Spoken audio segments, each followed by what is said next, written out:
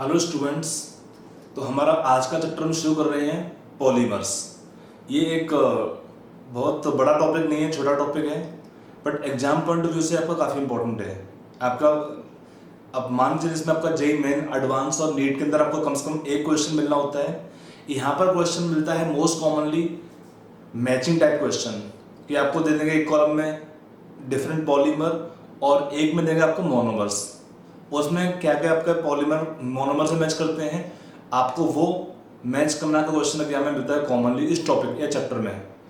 और बाकी आपका जो थोड़ा सा पॉलीमर्स हैं उनके कुछ कॉमन फंक्शंस, उसका स्ट्रक्चर्स आपको थोड़ा सा आइडिया होना चाहिए, क्योंकि कभी कभी क्वेश्चंस के अंदर स्ट्रक्चर्स भी आपके इंपॉर्टेंट हैं, स्पेशली बोर्ड एग्जाम के अंदर, कि पूछ लेते हैं कि इस पॉलीमर का बेसिक मोनोमर कौन से यूनिट्स हैं और ये कैसे बनेगा पॉलीमर, ये बताइए इसमें क्वेश्चन में एक्सप्लेन करके।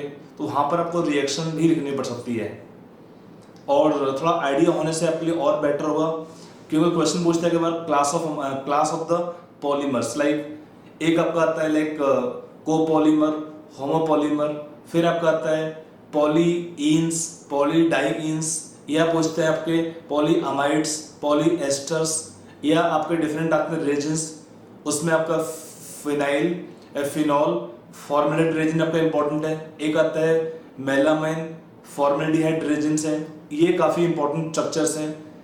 एक आता है नेचुरल रबर, उसका स्ट्रक्चर काफ़ी इंपॉर्टेंट है। तो इसमें आपको चैप्टर में हमको वही पढ़ना है, इन सारे मोनोमर का स्ट्रक्चर्स और कैसे पॉलीमर बनते हैं, और कुछ जो आपके इंपॉर्टेंट पॉलीमर हैं उनका यूजेस। और एक साथ में टॉपिक आता है बायोडिग्रेडेबल पॉलीमर्स, जिसका हम बात आजकल ज़्यादा करते हैं, क्योंकि मान लो आप सिंपल एग्जाम्पल देखिए, पॉलीथीन आप यूज़ करते हैं, दुकान पर गए सब्जी लेना था या कुछ सामान लेना था, सब्जी दे दिया उसने पॉलीथीन में, बट पॉलीथीन क्या होता है, दे आर नॉन बायोडिग्रेडेबल। आपने तो पॉलीथीन घर पे लाए, सामान निकाला, पॉलीथीन फेंक दिया, बट होता क्या है, जो पॉलीथीन फेंक दिया वो डिके नहीं होता है, काफ़ी लॉन्ग टाइम तक वो डिके नहीं होगा। तो अगर डिके नहीं होगा तो क्या होता है, they will cause serious environmental issues. Pollution का एक बड़ा रीजन आता है इसमें, बिना डिके हुए कई बार क्या होते हैं, जो आपके एनिमल्स होते हैं, गाय वगैरह होते हैं, ये खा जाते हैं एनिमल्स को, है तो उनका चोक करता सिस्टम को है और वो मर जाते हैं कई बार है। खैर, हमको देखना है, इसलिए हम बात करते हैं बायोडिग्रेडेबल पॉलीमर्स के बारे में, जो अपने आप आपने यूज़ किया उनको फेंक दिया तो आपको फिर टेंशन कम होता है, वो जल्दी डिके होते हैं कंपेयर टू सिंथेटिक पॉलीमर्स और which are non biodegradable polymers. तो अभी हम इन सब के बारे में बात करेंगे चैप्टर के अंदर, क्योंकि वो टॉपिक काफ़ी इंपॉर्टेंट है। एग्जाम में क्वेश्चन अभी रिसेंट उठा के देखेंगे तो वहाँ से भी क्वेश्चन फ्रीक्वेंट पूछा गया है, examples of different biodegradable polymers, उनका स्ट्रक्चर्स और उसका फॉर्मेशन कैसे होता है। तो इस चैप्टर में हम उसके बारे में पढ़ेंगे। और हम पढ़ेंगे, इसमें एक इम्पोर्टेंट टॉपिक रहता है different method of classification of polymers, classification based on the structure of polymers, unit of polymer, source of viability, method of polymerization। तो उसमें हम ये टॉपिक पढ़ेंगे मोड ऑफ पॉलीमराइजेशंस और different ways of classification of polymers. तो हम पहला शुरुआत करते हैं यहाँ पर मीनिंग ऑफ पॉलीमर, कि पॉलीमर होता क्या है। देखिए पॉलीमर क्या होता है, बेसिकली एक बहुत बड़ा मॉलिक्यूल है। पॉली का मीनिंग क्या होता है, एक्चुअली पॉलीमर आपका वर्ड आता है, एक ग्रीक वर्ड था पॉल्यूमियर्स, यहाँ लिख दिया मैंने, आपको नोट हो सकते हैं। The term polymer is derived from the Greek word polymius, meaning having many parts. Many part का meaning क्या होता है कि they have a large number of repeating units, either of same substance or sometimes they may have two or more than sometimes two substances.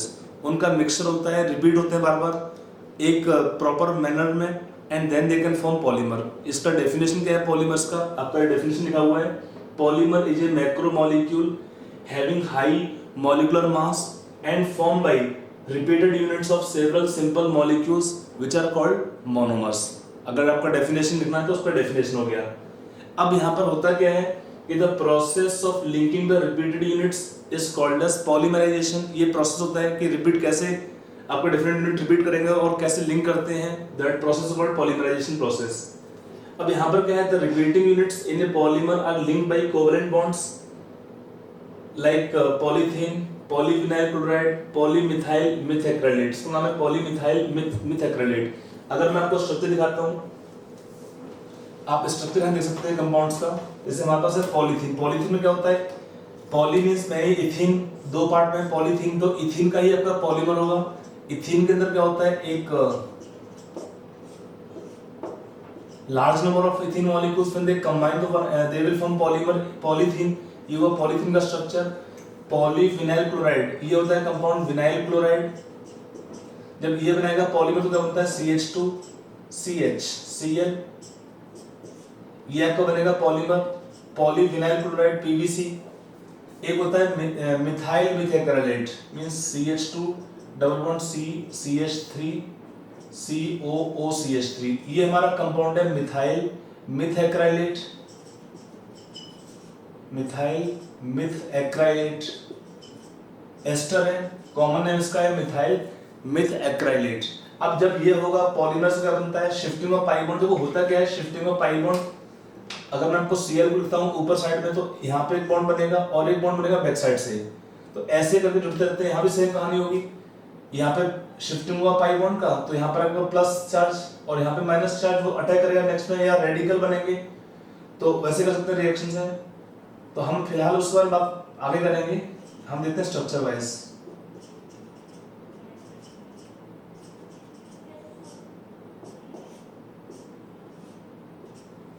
यहाँ पर n क्या होता है, लार्ज नंबर। ये एग्जांपल आपको दिया है मैंने, पॉलीथीन का इथीन से बनेगा पॉलीमर।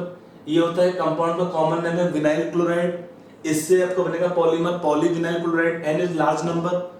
ये कंपाउंड का नाम है कॉमन नेम मिथाइल मिथाइक्राइलेट, उससे आपका पॉलीमर बनता है पॉलीमिथाइल मिथाइक्राइलेट। का जिसमें आपका नाम के अंदर प्लेस करना है वर्ड पहले पॉली, इसका फुल फॉर्म क्या है, ये होगा MMA, तो पॉलीमिथाइल मिथाइक्राइलेट।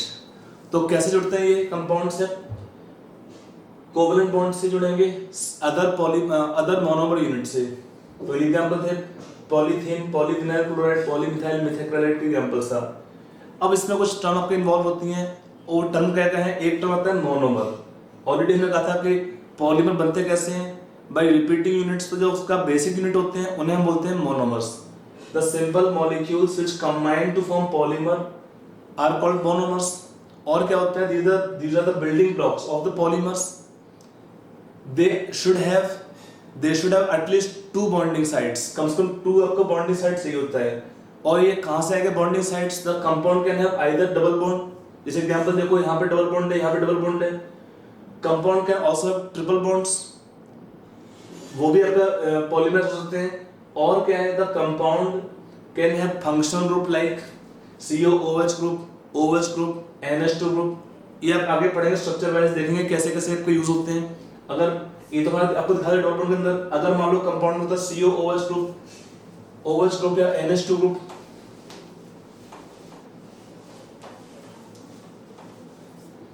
मान लीजिए example already we have seen the example of like polythene.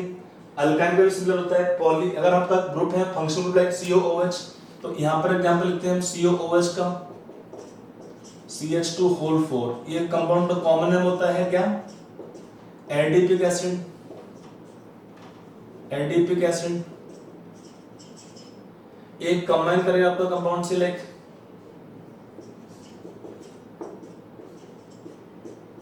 CH2 NH2। इसके भी लार्ज नंबर मॉलिक्यूल्स कंबाइन करेंगे।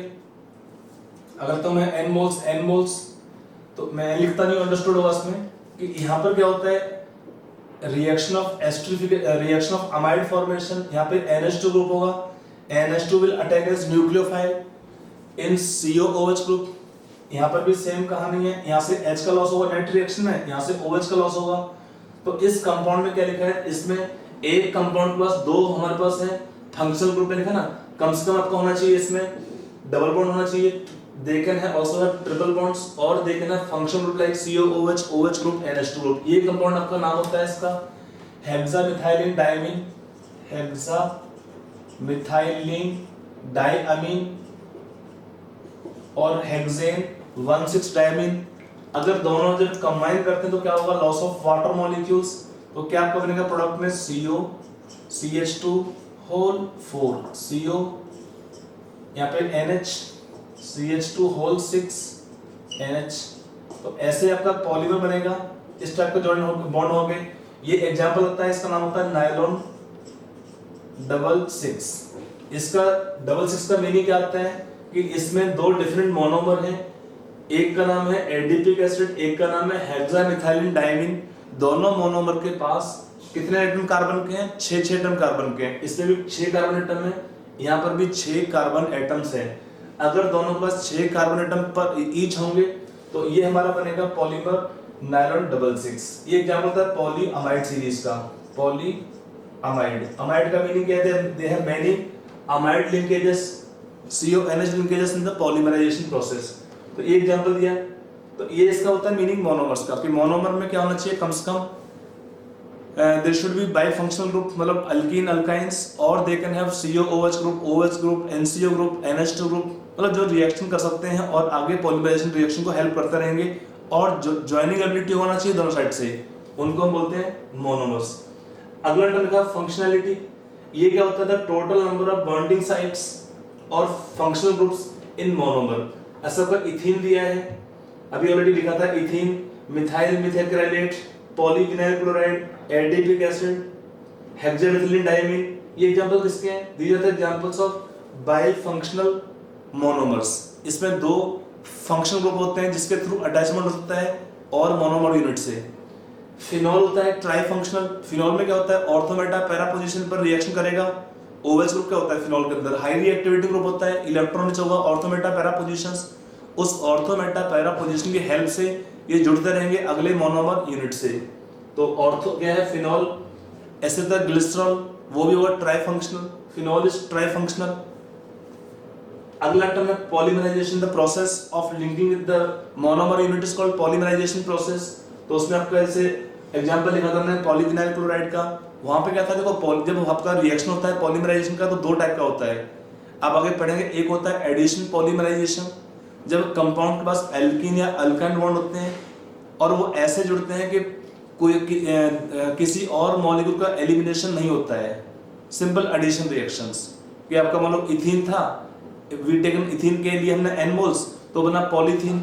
तो वहां पे क्या होता है? कोई भी मॉलिक्यूल्स का लॉस नहीं होता है in the reactions of polymerization, तो उससे एकदम एडिशन पॉलीमराइजेशन। एक होता है कंडेंसेशन पॉलीमराइजेशन, मतलब क्या होता है? जब रिएक्शन होता है पॉलीमराइजेशन का, उस केस में कुछ स्मॉल मॉलिक्यूल्स जैसे वाटर, अल्कोहल, अमोनिया एलिमिनेट होते हैं, और आपका जो मोनोमर होते हैं वो जुड़ते रहते हैं bye eliminating of such small molecules. तो उसको बोलते हैं कंडेंसेशन पॉलीमराइजेशन, और पॉलीमर को बोलते हैं उस केस में कंडेंसेशन पॉलीमर। उसका एक एग्जांपल यहाँ पे लिखा है बोर्ड पे, नायलॉन 66 का। जब हमने देखा दो यूनिट है एडिपिक एसिड और एक यूनिट है मोनोमर का हेक्सामिथाइलिन डायमीन। जब ऐसे कंपाउंड लार्ज नंबर हम पॉलीमर कराते हैं तो क्या हुआ? उसमें जब रिएक्शन हुआ तो क्या हुआ? वाटर का एलिमिनेशन होता रहेगा रिएक्शंस के अंदर और रिएक्शन चलता रहेगा। तो ऐसे केस में भी हमारा होता है पॉलीमराइजेशन प्रोसेस होता है। तो ये मेरा एग्जांपल था meaning of polymerization, the process of linking the different monomer units either by addition reaction or by reactions of condensation is called polymerization process। और अगला आपका टर्म आता है यहाँ पे डिग्री ऑफ पॉलीमराइजेशन। इसका मीनिंग क्या होता है कि ये आपको बताता है कितने नंबर ऑफ मोनोमर्स जुड़े हैं उस पॉलीमर को बनाने के लिए। It is number of repeating units in A polymer. When n is large number, maybe hundreds of thousands, then the term use polymers. और अगर n का वैल्यू कम होता है, नॉर्मली 10 से कम होता है, तो उस केस में यूज करते हैं वर्ड ओलिगोमेयर्स। एक होता है पॉलीमेयर्स, एक oligomers. When n is less than 10 तो नाम होता है ओलिगोमेयर्स। अगर ना ओलिगोसैकेराइड्स, ओलिगोपेप्टाइड्स वैसे मानिए आप। और अगर लार्ज नंबर तो पॉलीमर्स। आप देखो ना, लाइक बहुत सारा हमारा एनकाउंटर करते हैं पॉलीमर्स को, like even in natural phenomena हमारे बॉडी में बहुत सारे क्या क्या हैं, like carbohydrates, they are the polymers of different monosaccharide units.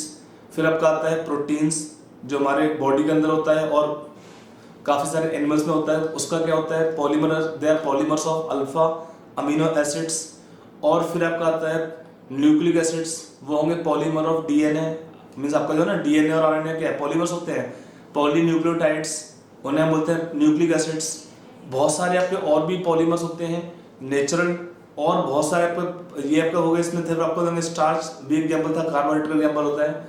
तो बहुत सारे हमारे पॉलीमर थे आपके नेचुरल, और बहुत सारे पॉलीमर, इनफैक्ट अब लार्ज नंबर ऑफ पॉलीमर्स हम यूज करते हैं सिंथेटिक पॉलीमर्स, जो रिप्लेस कर रहे हैं धीरे धीरे नेचुरल पॉलीमर्स को, क्योंकि इनका ड्यूरेबिलिटी ज़्यादा है, लाइफ ज़्यादा होता है, स्ट्रॉन्ग होते हैं, इसलिए इसको हम पढ़ते हैं under heading different kind of polymers. उसको हम पढ़ेंगे under heading classification of polymers. ठीक है, तो ये हमारे टॉपिक का हुआ इंट्रोडक्शन। अब हम नेक्स्ट हम टॉपिक स्टार्ट करते हैं, classification of polymers based on different methods. Now we take method of classification या क्लासिफिकेशन ऑफ पॉलीमर्स। यहाँ पर क्या है, डिफरेंट आपके अप्रोच होंगे क्लासिफिकेशन ऑफ पॉलीमर्स के लिए, जिसको हम पढ़ेंगे वन बाय वन करके। यहाँ पर पहला हमारा दिया है क्लासिफिकेशन बेस्ड ऑन सोर्स, कि हमारा सोर्स क्या है पॉलीमर का। यहाँ पर हमारा आता है पहला नेचुरल पॉलीमर्स। नेचुरल पॉलीमर का आपका नेम ही है natural, means they are available naturally from different plants और एनिमल्स, तो इनको बोलते हैं natural polymers. These are the polymers which are obtained from natural sources like plants and animals. Example दिया इसमें wool, cellulose, jute, cotton, silk, protein, natural rubber, etc. ये सब में क्या होता है आपका, इवन आपका स्टार्च है, सेलुलोज और स्टार्च क्या है, पॉलीमर होते हैं। They are polysaccharides, polymer of carbohydrates. आपका वूल एक तरह बोल सकते हैं इसको, ये प्रोटीन है बेसिकली, आपका प्रोटीन है तो क्या होगा, पॉलीमर ऑफ अमीनो एसिड्स। आपका कॉटन क्या होता है, इसमें सेलुलोज होता है, मेजॉरिटी पार्ट है। सिल्क प्रोटीन बेसिकली होता है। नेचुरल रबर आपका क्या होता है, natural rubber polymer of 2 methyl buta 1,3 diene, तो ये आपका पॉलीमर ही है, नेचुरल पॉलीमर्स हैं। तो ये क्या होते हैं, नेचुरल पॉलीमर्स पूरे मिलते हैं, सोर्स आपके होते हैं डायरेक्टली नेचर से मिल जाते हैं, by simple techniques we can obtain them, तो इन्हें होते हैं नेचुरल पॉलीमर्स। तो अगला आता है हमारे पास सेमी सिंथेटिक पॉलीमर्स। एक्चुअली होता क्या ड्रॉबैक है नेचुरल पॉलीमर्स का, कि they are reactive, they don't have long life, मतलब वो जल्दी डिकम्पोज होते हैं, केमिकली रिएक्टिव होते हैं, तो इनको स्टोर करना या इनका यूज कर पाना थोड़ा डिफिकल्ट होता है। डिफिकल्ट मीन्स कि अगर उनको प्रिजर्व करना है फॉर लॉन्ग टाइम, तो ऐसे पॉलीमर क्या होते हैं, उतने लॉन्ग ड्यूरेबल नहीं होते हैं। तो हम करते क्या है कि नेचुरल पॉलीमर को हम ट्रीट करते हैं केमिकली, उनको हम केमिकली मॉडिफाई करते हैं ताकि वो लॉन्ग टाइम में बने रहें, काम आ सके हमारे पास। We can use them, we can reuse them for again and again और फॉर मोर टाइम, तो उसको बोलते हैं सेमी सिंथेटिक पॉलीमर्स। एक्चुअली देखिए इसका बेसिक सोर्स क्या होता है, नेचुरल सोर्स होते हैं, उन्हें हम केमिकली ट्रीट करते हैं।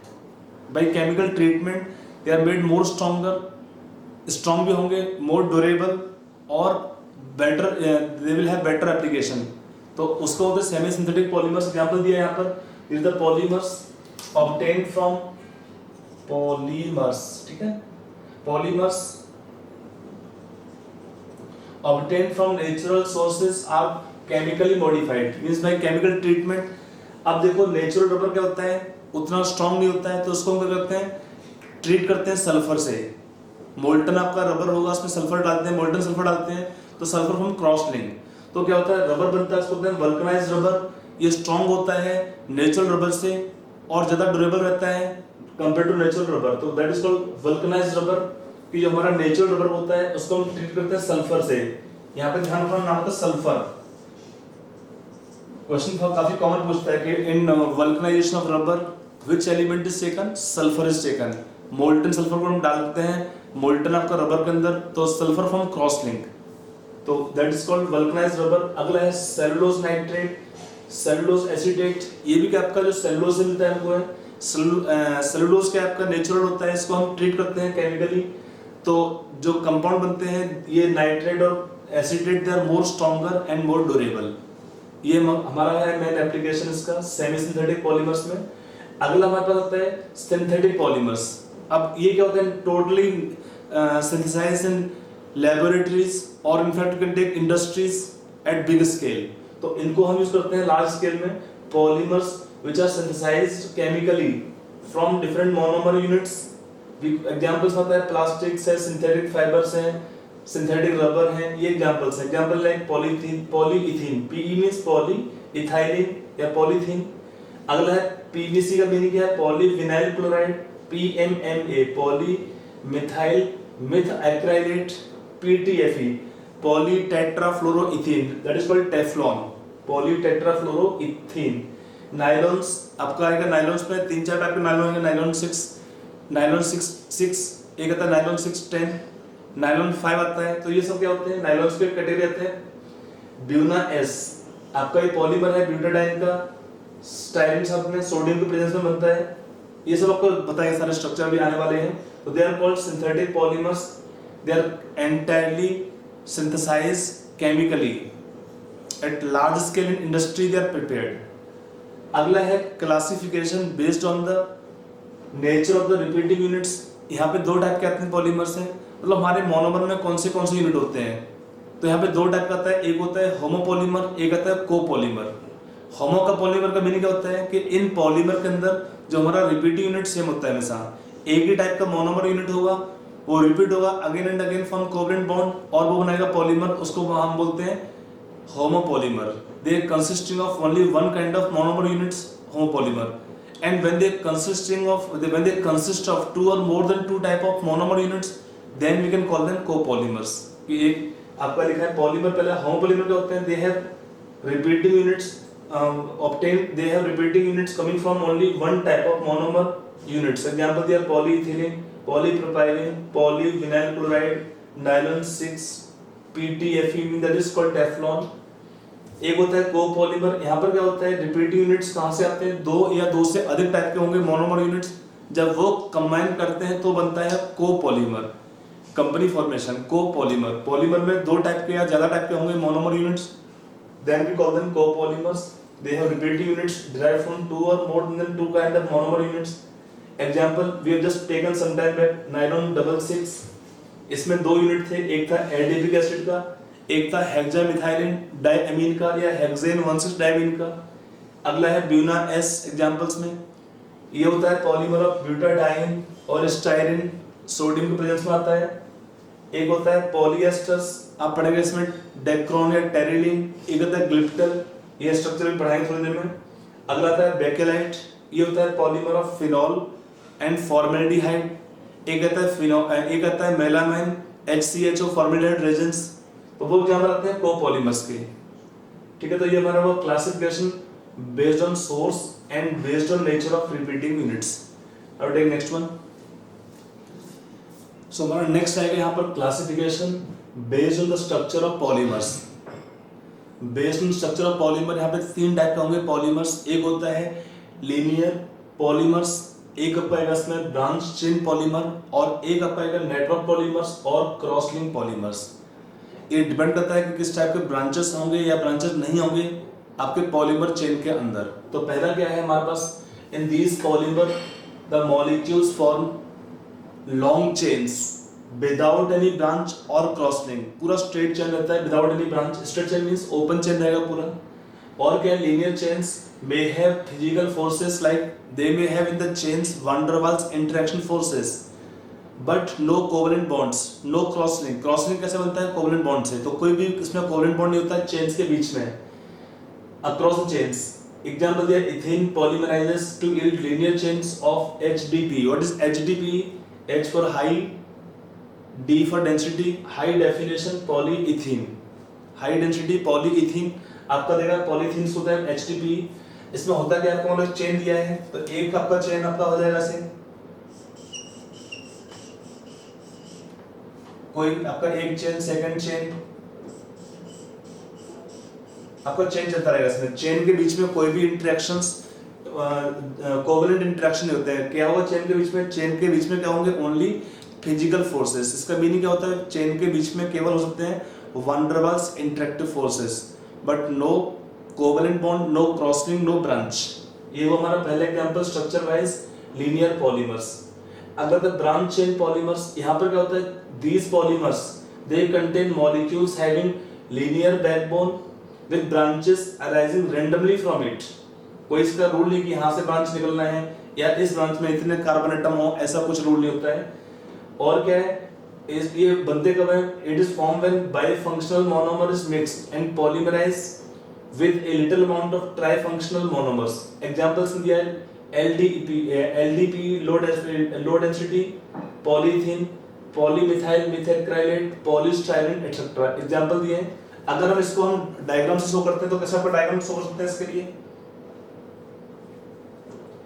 मान लो हमारा एक, अगर मैं पूरा बिठाता हूँ, एक हमारा ऐसे दिया है लीनियर वो आपका ये बैकबोन। अब इस बैकबोन में क्या होता है, कुछ एटम आ रहे होंगे, 2 एटम है, कहीं पे आपका होता है 4 एटम हो चेन में, कहीं पे 3 भी हो सकते हैं। तो ऐसे क्या होता है, कुछ कुछ ब्रांच निकली रहती हैं डिफरेंट प्लेसेस पर randomly. These contain molecules having linear backbone with branches arising randomly from it. और ब्रांच में क्या है, एटम्स, जैसे कुछ भी यहाँ पे मैंने ड्रॉ किए 2 एटम है साइड चेन में, यहाँ पे 1 2 3 4 एटम साइड चेन में होंगे, 5 भी हो सकते हैं, 3 भी हो सकते हैं। साइड चेन में क्या होता है, रैंडम अराइज होते हैं इसमें।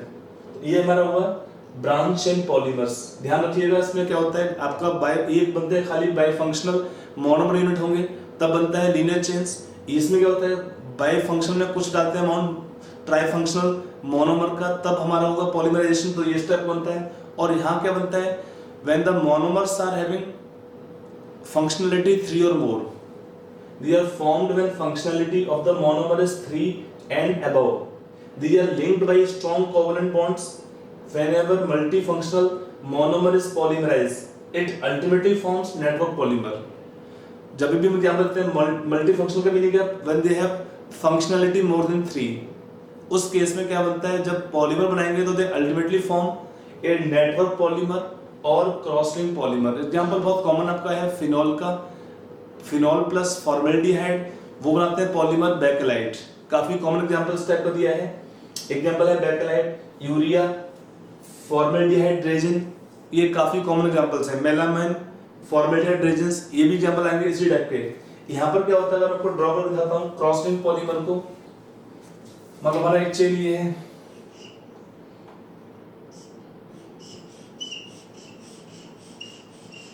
ऐसे चेन, फिर हमारा अगला चेन आएगा,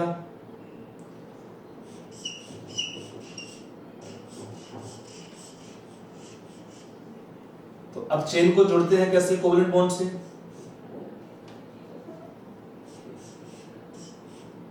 एक यहां जुड़ गया, एक लिंक यहां बन गया, ऐसे आपका लिंक बनते रहेंगे पॉलीमर्स बीच में।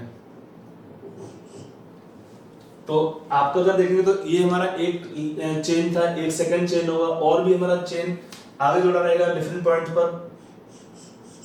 तो आपके बहुत सारे अगर हम ऐसे ड्रॉ करते हैं, मान लीजिए हमारा एक ऐसे चेन हमने ड्रॉ कर ली, तो यहाँ पे क्रॉस लिंक रिंग काफी जगह पे, तो ये बनता है हमारा स्टेप क्रॉस लिंक और नेटवर्क पॉलीमर्स। ठीक है, तो ये हमारा classification based on structure of polymers. 3 type का था। लीनियर कब बनता है, when functionality of the monomer is 2।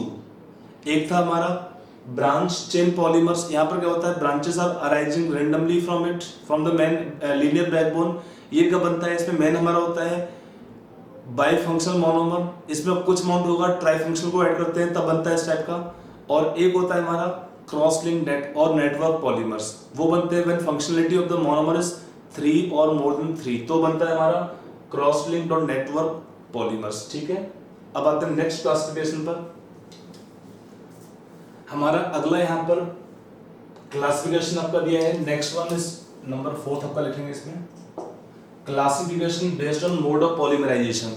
यहाँ पर 2 टाइप का रहेगा पॉलीमराइजेशन, एक होता है एडिशन पॉलीमराइजेशन या एडिशन पॉलीमर्स, और एक होता है कंडेंसेशन पॉलीमर्स। एक्चुअली इसका मीनिंग क्या है, देखिए, they are formed by self addition of monomers having double or triple bonds without elimination of byproducts। Simple meaning है कि जब हमारे मोनोमर के अंदर डबल बॉन्ड होंगे या ट्रिपल बॉन्ड होते हैं, वो ऐड करते हैं, पॉलीमराइजेशन होगा, तो क्या होता है, कोई भी और स्मॉल मॉलिक्यूल्स का एलिमिनेशन नहीं होता है इन पॉलीमर के फॉर्मेशन के समय। समझ में आया कि एडिशन पॉलीमर, एडिशन रिएक्शन होगा, तो एडिशन रिएक्शन कब होगा, एल्कीन्स होंगे, अल्काइंस होंगे, इनके डेरिवेटिव होते हैं, किसी भी और मॉलिक्यूल का एलिमिनेशन नहीं होता है इस टाइप के एडिशन एग्जांपल्स में। ठीक है, एग्जांपल दिया polyethene, polyvinyl chloride, polymethyl methacrylate, already structure दिया है, पॉलीअक्राइलोनाइट्राइल, ये एग्जांपल दिया इसके। ये सभी स्ट्रक्चर को मैं आगे देने वाला हूँ, टेंशन मत लीजिए स्ट्रक्चर को लेके। यहाँ पे दो टाइप के होते हैं, ऑलरेडी हम बात कर चुके हैं। लाइक एक होता है होमोपॉलीमर्स, इसमें क्या होता है सेम टाइप के मोनोमर बार बार रिपीट होंगे और वो ऐड होते रहेंगे, तब बनता है आपका homopolymers. Example polythene, polyvinyl chloride, ये चार एग्जांपल दिए, पॉलीमिथाइल मिथाइक्रेलेट, पान, ये सब एग्जांपल दिए इसी टाइप के उसमें है। एक होता है कोपॉलीमर्स। कोपॉलीमर में क्या होता है, एडिशन पॉलीमर में दो डिफरेंट मोनोमर्स जब कंबाइन करते हैं तब बनता है copolymer without elimination of small molecules. तो यहाँ पर क्या होता है, एग्जांपल आपको लेता है इसके लिए, एक कॉमन एग्जांपल लेंगे यहाँ पर Buena S.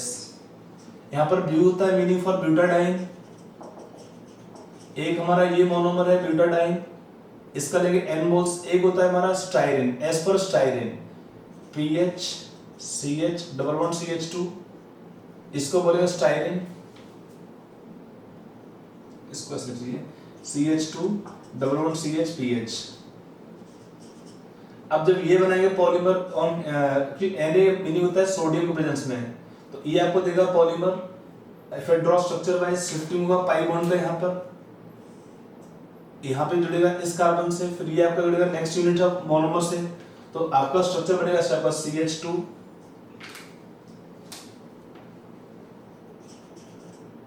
Single bond CH double bond CH CH2। ये हमारा हो गया, ये पार्ट कहां से है, फ्रॉम ब्यूटाडाइन, और ये आएगा CH2 CH PH,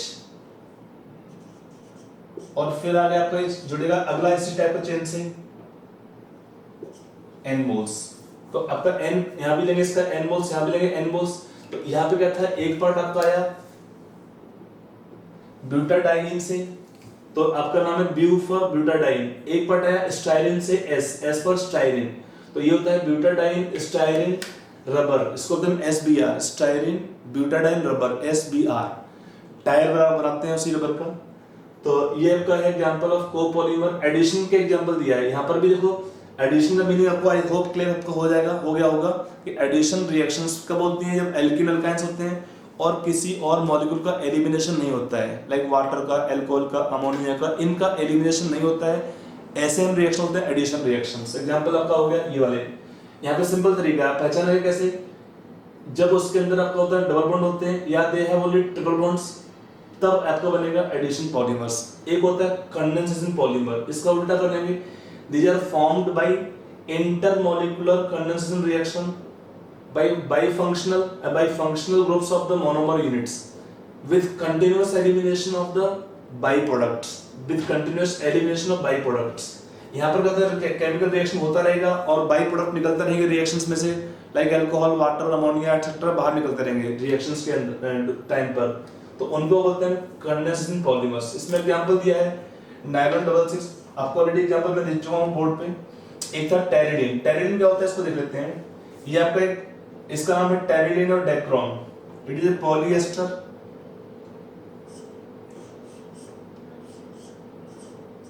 यहाँ पे एक कंपाउंड होता है टेरिथैलिक एसिड, इसका नाम क्या है कंपाउंड का, टेरिथैलिक एसिड। आपका इसमें पीएच साइलेंट है। इसका जब रिएक्शन हम करते हैं किससे, ग्लाइकोल से, यहाँ पर रिएक्शन किसका है, reaction of esterification, ester formation reaction है। वाटर का एलिमिनेशन होगा 2 मोल्स का, तो एक तरफ से 1 मोल वाटर का और सेकंड साइड से सेकंड मोल वाटर का, ऐसे OH और ऐसे H का लॉस होगा नेट रिएक्शन में। तो क्या बनता है हमारा पॉलीमर रहेगा डेक्रोन और टेरिडीन। ये है हमारा टेरिथैलिक एसिड से, ये आपका ग्लाइकोल होगा और यहां से आपको मिलेगा OCH2 CH2O। N मोल्स है दोनों कंपाउंड का, N मोल्स, तो क्या आपका आएगा पॉलीमर, यहाँ पे N कर देंगे। ये हमारा होता है इसका मतलब terylene, dacron, it is a polyester. कैसा आपका पॉलीमर है, पॉलीएस्टर। तो आप देखो यहाँ पर रिएक्शन देखो, वाटर का एलिमिनेशन और रिएक्शन के अंदर वाटर के एलिमिनेशन होने के बाद ऐसे बनते हैं पॉलीमर, इनको हम बोलते हैं कंडेंसेशन पॉलीमर। यहाँ पर वाटर का एलिमिनेशन हुआ है और पॉलीमर्स में क्या हो सकता है, एलिमिनेशन ऑफ अमोनिया हो सकता है, अल्कोहल हो सकता है और छोटे छोटे मॉलिक्यूल्स का एलिमिनेशन होगा इन पॉलीमर के फॉर्मेशन के समय उनको हम बोलते हैं कंडेंसेशन पॉलीमर्स। आई होप ये क्लियर आपको हो जाएगा। अब नेक्स्ट आते हैं polymer based on the interaction forces. तो अगला आता है हमारा classification based on the molecular forces. इसमें 4 टाइप के होते हैं, 2 लिखा हमने बोर्ड पे पहले हैं, 2 और बचे हैं। एक होता है इलास्टोमर, एक होता है आपका यहाँ पे फाइबर्स, एक आता है थर्मोप्लास्टिक्स और एक आता है थर्मोसेटिंग पॉलीमर्स। तो 4 टाइप के पॉलीमर आते हैं। पहला आपका आता है इलास्टोमर्स। इलास्टोमर का मीनिंग क्या है? इलास्टिक नेचर होता है कि अगर हम इसको खींचते हैं, स्ट्रेच करते हैं तो आपका ये लेंथ बढ़ेगा इसका। They can stretch in length around 10 length. और अगर हम प्रेशर रिलीज करते हैं तो क्या होगा? They again come back to the original path. इसमें और क्या होता है? They have weakest interactive forces in the chains. Example दिया है इसमें, they have very weak intermolecular forces between the polymer chains which permit the polymer to be stretched around 10 times their normal length and come to the original length on release of pressure। pressure release करते हैं, strength हम release करने में तो क्या है? they again come back to the original shape। these are mainly coiled structure होता है और chains होते हैं इसमें। these are mainly coiled and long chain polymers। sometimes a few crosslinks are introduced between the chains as in case of vulcanized rubber. आपका जो natural rubber होता है उसके अंदर क्या होता है? स्ट्रेच करने पे कई बार होता है कि स्ट्रेच आपने प्रेशर ज्यादा लगा दिया तो again they can not come back to the original shape. तो क्या होता है इसमें हम ट्रीट करते हैं सल्फर से। सल्फर क्या करता है? क्रॉसिंग ला देगा इसमें, एक चेन होगा, सेकंड चेन के बीच में क्रॉसिंग करते हैं सल्फर से, उसको बोलते हैं vulcanization of rubber which help the polymer to retract to original position. Example दिया इसमें natural rubber, buna S, neoprene, ebonite. Ebonite क्या होता है? सल्फर का अमाउंट ज्यादा होता है तो क्या होता है? एग्जांपल दिया when sulphur is around 20 to 30% in natural rubber. किसमें होता है? नेचुरल रबर के अंदर। तो ये बनता है आपका एबोनाइट। जैसे कॉम वगैरह यूज करते हैं, एबोनाइट का यूज करते हैं, तो थोड़ा सा हार्ड होता है काफी। तो एबोनाइट आपका होता है यहाँ पर। अगला है हमारा, I hope it is clear, elastomer. सबसे क्वेश्चन ये पूछता है, इसमें क्वेश्चन पूछता है the order of the interactive forces between the polymer chains. तो सबसे वीकेस्ट में आते हैं, वीकेस्ट होते हैं इलास्टोमर के अंदर। फाइबर में आपका आता है स्ट्रॉन्ग आते हैं इसमें। तो फाइबर में क्या होता है? This have strong intermolecular forces like hydrogen bonding. ये आप कहाँ मिलता है? Hydrogen bonding in case of polyamides. आपका पॉलीमर होगा linear chain of like nylon 6, nylon 6, तो एक चेन है। सेकंड चेन के अंदर क्या होता है? अमाइड लिंकेज होगा तो CONH बॉन्ड होते हैं। तो CONH क्या करते हैं? एक चेन का सेकंड चेन से बनाएगा इंटरमॉलिक्यूलर हाइड्रोजन बॉन्डिंग। तो चेन्स के बीच में होता है स्ट्रॉन्ग इंटरमॉलिक्यूलर हाइड्रोजन बॉन्डिंग। और they can have dipole interaction like polyester. आपका टेरिलिन हुआ, इसमें क्या होता है कि OH फ्री नहीं होता है बट पोलरिटी हाई है। तो आपका ऐसे एग्जांपल दिया है इसमें, पॉलीएस्टर्स के अंदर आपका टेरिलिन एग्जांपल है, टेरिलिन, डाइक्रोन, ग्लेप्टल। तो यहाँ पर क्या होता है? चेन्स के बीच में क्या होता है? स्ट्रॉन्ग डाइपोल इंटरेक्शन होगा इस केस में। तो आइदर हाइड्रोजन बॉन्डिंग और स्ट्रॉन्ग डाइपोल इंटरेक्शंस अगर होंगे तो आपका बनता है फाइबर्स में। They have thread like structures, shape आपका हुआ। तो these are strong intermolecular forces like hydrogen bonding और डाइपोल इंटरेक्शन। आपको नोट कर लीजिए। Due to this they have high tensile strength and least elasticity. The molecules are thin thread like and hence can be easily tagged. They have high melting points and low solubility. Example दिया ये synthetic polymer है nylon 6, nylon 6, terylene। और ये आपका natural polymers है, इसमें type के jute हुआ, सिल्क हुआ, वुड हुआ। तो ये कॉमन एग्जांपल है। वुड में क्या होता है? हमारा एक सेलुलोज एक बड़ा अमाउंट होता है वुड के अंदर भी। तो सिल्क आपका प्रोटीन होता है, जूट में भी आपका सेलुलोज रहता है। तो ये कॉमन एग्जांपल्स हैं फाइबर्स के। 2 और होते हैं, एक होता है थर्मोप्लास्टिक्स और एक होता है थर्मोसेटिंग। थर्मोप्लास्टिक में मैं बोल दे रहा हूँ, फिर आपको लिखा देता हूँ। थर्मोप्लास्टिक क्या होते हैं कि एग्जांपल कॉमन है, पॉलीथीन है, पॉलीस्टाइरीन। तो होता क्या है? इसको हमने एक बार हीट किया, हीट करने पे क्या हुआ? तो again they will melt and again we can work with them. मतलब इन पे हम 2 बार 3 बार काम, 2 बार 3 बार और ज्यादा बार काम कर सकते हैं। मतलब क्या होता है? अगर आपका एक थर्मोप्लास्टिक होता है, उसको हीट करते हैं तो मेल्ट होगा और उस पर हम दोबारा काम करके काम कर सकते हैं। तो we can work upon them again and again. एक होता है थर्मोसेटिंग पॉलीमर्स।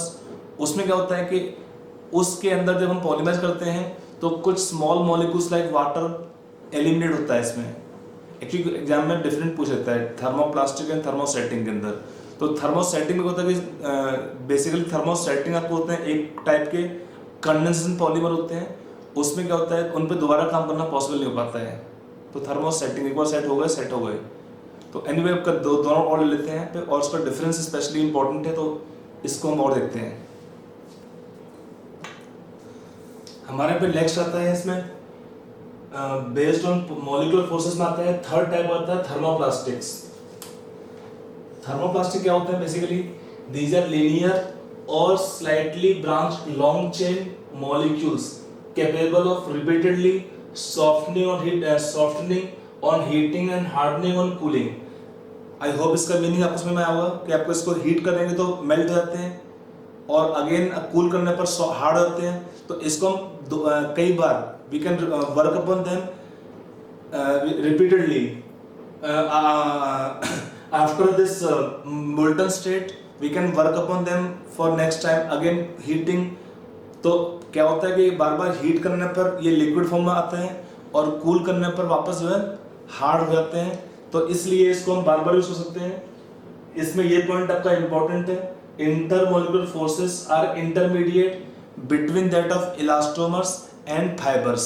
ये क्वेश्चन पूछता है, 3 नोट दे देगा आपको एग्जाम्पल में, एग्जाम्स में क्वेश्चन के इलास्टोमर, थर्मोप्लास्टिक्स एंड फाइबर्स, तीनों में क्या ऑर्डर है, ऑर्डर ऑफ इंटरमॉलिक्यूलर फोर्सेस। तो स्ट्रॉन्गेस्ट है फाइबर के अंदर, यहाँ पर रहेंगे सेकंड स्ट्रॉन्गेस्ट, सबसे वीक होते हैं इलास्टोमर के अंदर, चेन्स के बीच में इंटरेक्शन फोर्सेस। एग्जांपल्स में दिया है पॉलीथीन, पॉलीस्टायरीन, पॉलीविनाइल्स एक्सेट्रा। अगला होता है थर्मोसेटिंग पॉलीमर्स। ये था थर्मोप्लास्टिक, अगला थर्मोसेटिंग पॉलीमर्स। एक्चुअली इसमें क्या होता है कि एक बार हमारा जो पॉलीमर्स जिसमें हम बनाते हैं इसको हीट करते हैं लिक्विड फॉर्म में, दे आर सेमी फ्लूइड। तो इसको एक बार मोल्ड में रख के हीट करते हैं। हीट करने पर क्या होता है, दे बिकम सॉलिड्स। और हीट करने पर क्या होता है, small molecules like water specially और एल्कोहल दे एलिमिनेट आउट। तो होता क्या है बेसिकली, अगर हम देखें डिफरेंस यहाँ पर पॉलीथीन, पॉलीस्टायरीन, पॉलीविनाइल सब क्या है, they are one kind of addition polymers. और ये क्या होता है, जब हम हीट करते हैं तो कुछ वाटर मॉलिक्यूल्स या कुछ और स्मॉल मॉलिक्यूल्स आपके बाहर निकल जाएंगे इवापोरेट होकर, या हीट करने पर लॉस होगा उनका। तो ये बनते हैं बेसिकली वन काइंड ऑफ और a type of condensation polymers. तो होता क्या है कि एक बार कुछ मॉलिक्यूल्स निकल गए, फिर से बाहर अगर हमने इसको हीट किया और फिर चाहे इस पे दोबारा काम कर पाए, पॉसिबल नहीं होता है। We can not work upon them again and again. ये डिफरेंस आता है, इसमें मैंने लिखा भी नीचे आपका डिफरेंस समराइज किया है। दीज आर क्रॉस लिंक्ड और हेवीली ब्रांच, यहाँ ब्रांचिंग कम होती है, which on heating undergo extensive cross linking in molds, जिस शेप हमको रिक्वायर्ड उसके हिसाब से, and again become infusible and they cannot be reused, we cannot work upon them again। Example है बेकेलाइट, आपका से इलेक्ट्रिक स्विच बनाते हैं, उसमें काम होता है बेकेलाइट का, यूरिया, फॉर्मेल्डिहाइड रेजेंस, ये कॉमन एग्जाम्पल्स हैं। और भी एग्जाम्पल आपका नीचे लिखे हैं लाइक टेरिलीन आ गया इसमें। तो यहाँ पे डिफरेंस है, ये काफी इंपॉर्टेंट टॉपिक है, difference of thermoplastics and thermosetting polymers. Exam में काफी फ्रीक्वेंट पूछा है बोर्ड एग्जाम के अंदर कि डिफरेंस क्या है थर्मोप्लास्टिक्स और थर्मोसेटिंग पॉलीमर के बीच में। तो आपका मेन पॉइंट यहाँ है, पहला पॉइंट क्या है, soften and melt on heating. Heat करने पर सॉफ्ट होकर मेल्ट होते हैं, they do not soften on heating, but क्या होता है, they become hard on heating. इसको हीट करने पर हार्ड होते हैं, और अगर प्रोलॉन्ग हीटिंग करते रहे कि कभी तो मेल्ट होगा आराम से, तो क्या होता है, दे स्टार्ट बर्निंग, जलना शुरू होते हैं।